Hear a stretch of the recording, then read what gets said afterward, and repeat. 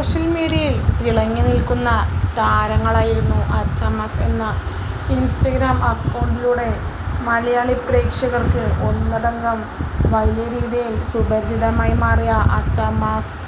ഭാര്യയും ഭർത്താവും കൂടി ചേർന്ന് നടത്തിയ ഈയൊരു ഇൻസ്റ്റഗ്രാം സംരംഭം വലിയ രീതിയിലാണ് വളർന്നു പന്തലിച്ചത് എന്ന് തന്നെ പറയാം. കാരണം അത്രയേറെ ഫോളോവേഴ്സും പ്രൊമോഷൻസും വീഡിയോസുമായി എത്തിയ ഇവർക്ക് വലിയ രീതിയിലുള്ള വരുമാന മാർഗം കൂടിയായിരുന്നു ഈ സോഷ്യൽ മീഡിയ എന്ന് പറയുന്നത്. എന്തായാലും ഏവരെയും ഞെട്ടിച്ചുകൊണ്ടാണ് കഴിഞ്ഞ കുറച്ച് ദിവസങ്ങൾ മുന്നേ ഇവരുടെ വീഡിയോ ഇവരിൽ നിർത്തിയത്.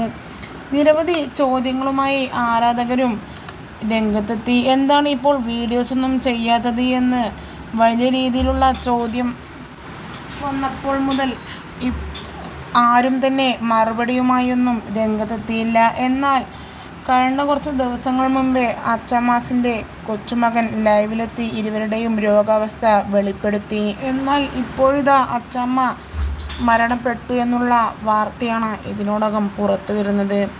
ബ്ലോക്ക് സംബന്ധമായ അസുഖത്താൽ ചികിത്സയിലായിരുന്നു എന്നും പുറത്തു വരുന്നു. അച്ചാച്ചന് സ്ട്രോക്ക് വന്ന് കിടപ്പിലാണെന്നും കൊച്ചുമകൻ ഇതിനോടകം തുറന്നു പറഞ്ഞു.